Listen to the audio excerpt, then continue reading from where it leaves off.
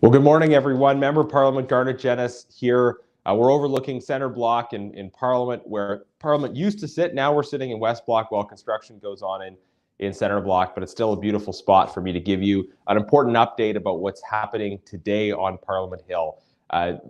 For those of you who follow me, you know that I've done a lot of work on the issue of Canada-China relations, specifically trying to speak out for justice and human rights for people that are suffering under the brutal Xi Jinping regime. We have the genocide going on against Uyghurs and other Turkic Muslims, the violent suppression of Hong Kong. Just this week, the arrest of a Canadian citizen, Denise Ho, as well as a 90-year-old retired Cardinal Zen, who's been a vocal proponent of democracy.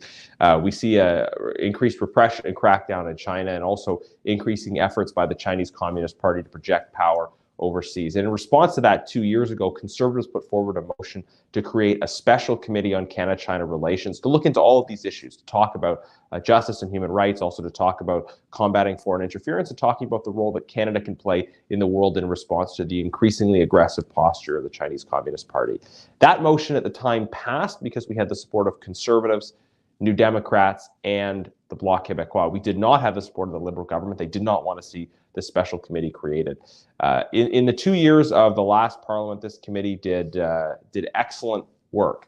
There were challenges in terms of regular interruptions. The committee wasn't able to sit during the early months of COVID. It had an important study on Hong Kong interrupted when the Liberals prorogued Parliament, and of course, it had its work cut short by the election. But even in the time that we had, so much important work was done.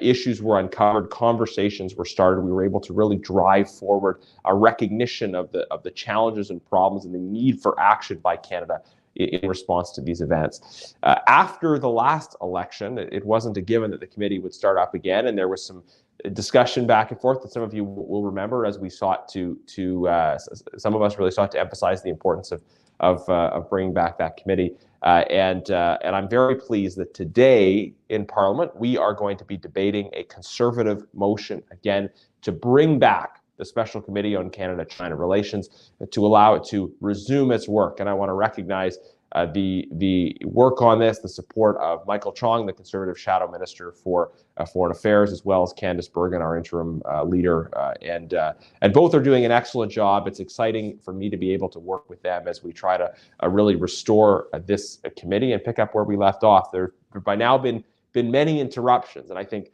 part of the source, of these challenges is that the committee was doing its job. It was uncovering important and challenging issues that were challenging for the government of China, obviously, but also issues that created some challenges and questions for the Canadian government in terms of what we were doing and what we were not doing around that Canada-China relationship. Of course, so much conversation right now around global affairs is focused on the invasion of Ukraine by Putin, and that is something that rightly the Foreign Affairs Committee and parliamentarians have been seized with.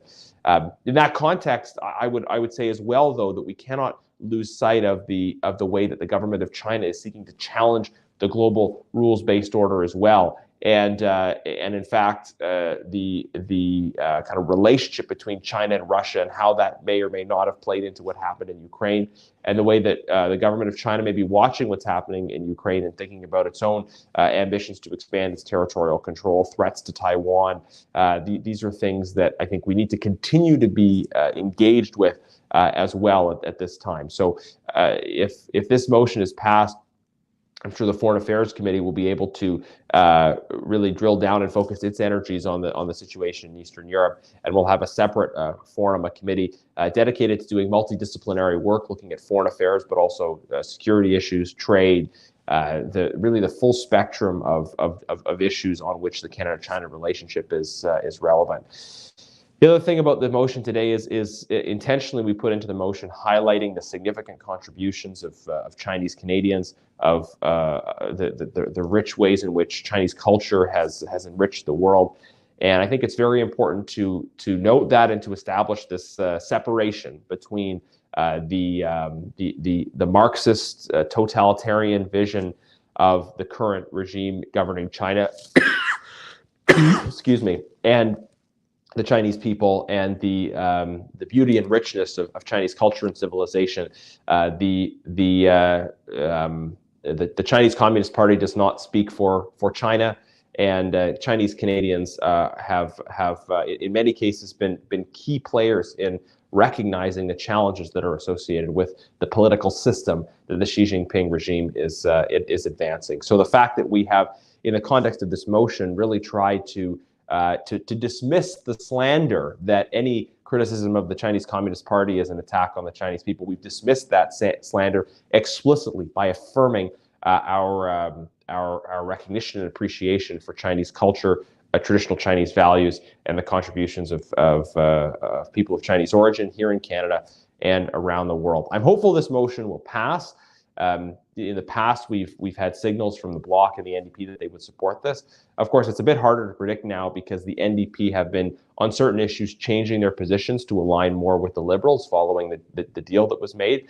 So hopefully the NDP will stick with what has been their historic position, which is to side with us in the creation of this committee.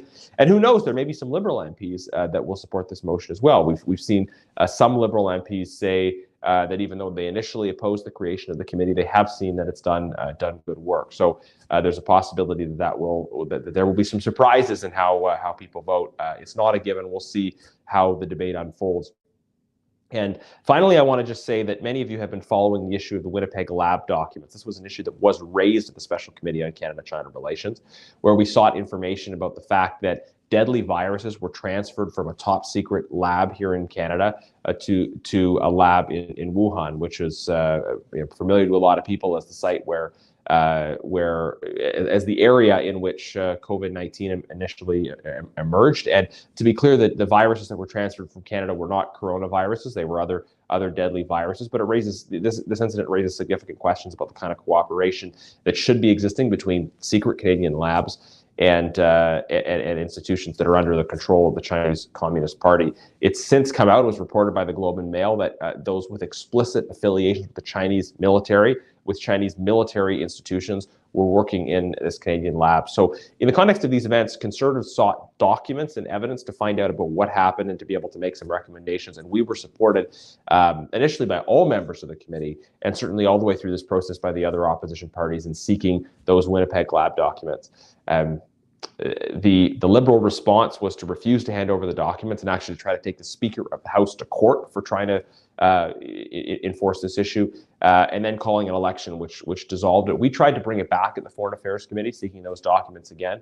But this time, part of what I was saying about the NDP coalition deal switching, siding with the Liberals, the NDP flip-flopped, sadly, on the Winnipeg lab documents, and the NDP and the Liberals voted together to prevent those Winnipeg lab documents from coming forward. So this motion doesn't deal directly with the Winnipeg lab documents, but it's another example to see just how important the work of the Special Committee on Canada-China Relations was, and how this Parliament is a little bit unpredictable, where the NDP are not necessarily sticking with what their historic positions have been, but hopefully we'll be able to make strong arguments today about the need to bring back the Special Committee on Canada-China Relations and the need to drill into all aspects of this relationship to see how we can strengthen our national security, strengthen our work on the world stage, and what this ultimately comes down to is wanting Canada to stand for something on the world stage, to be a voice for justice and human rights, to be a voice for the immutable dignity of the human person.